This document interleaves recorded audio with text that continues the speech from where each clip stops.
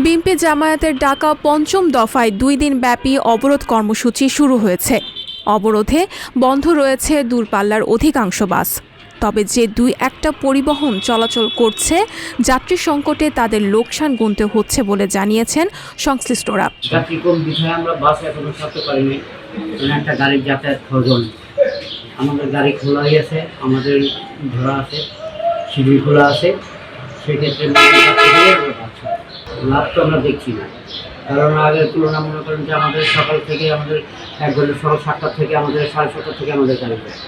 সেক্ষেত্রে মনে করেন এখন আমরা ওই যাত্রীর কারণে আমরা দুপুর পর্যন্ত গাড়ি ছাড়তে পারি না। সেক্ষেত্রে আমাদের লস হচ্ছে না, 1 ঘন্টা পর আমাদের গাড়ি, সেক্ষেত্রে আমাদের লস হচ্ছে, লাভ হচ্ছে না।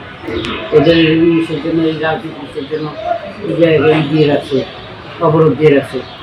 আমাদের লস হচ্ছে না, আমাদের লস হচ্ছে, লাভ হবে জনগণের লস হচ্ছে।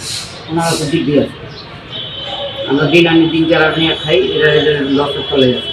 পরিবহন মালিক সমিতি থেকে কাউন্টার খুলে রাখার নির্দেশ দেওয়া হলে কাউন্টার খোলা রেখে অনেকটাই অলস সময় পার করছেন কেউ কেউ। আপনারা কি টিকিট বিক্রি করছেন?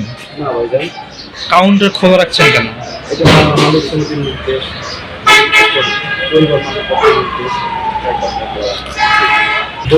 অবশ্যই হচ্ছে। 2 দিন অবরোধ, 1 দিন ডিউটি, 2 দিন অবরোধ, 1 দিন ডিউটি, 2 দিন অবরোধ, 1 দিন ডিউটি, এরকম তো ভাই চলে না ভাই।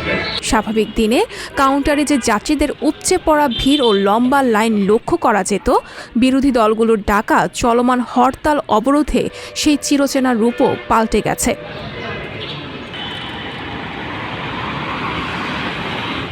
মহাখালী থেকে দূরপাল্লার 2-1টা পরিবহন চলাচল করলেও সময় মতো না ছাড়ায় ভোগান্তিতে পড়তে হয়েছে বলে জানিয়েছেন যাত্রীরা। আসা যাওয়ার অনেক ভোগান্তি হয়েছে এবং নিরাপত্তার কোনো সুযোগ নাই, এবং এই যে গাড়ি ভাঙচুর, এই ধরনের সমস্যা অনেক বেশি।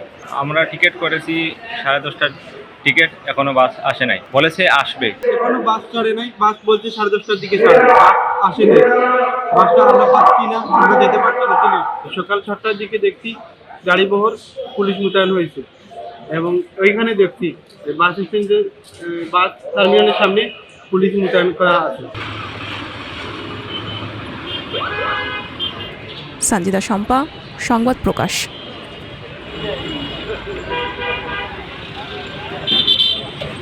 সংবাদ, ফিচার ও অনুষ্ঠানের জন্য ভিজিট করুন সংবাদ প্রকাশের ওয়েবসাইট এবং যুক্ত থাকুন ফেসবুক পেজ ও ইউটিউব চ্যানেলের সঙ্গে।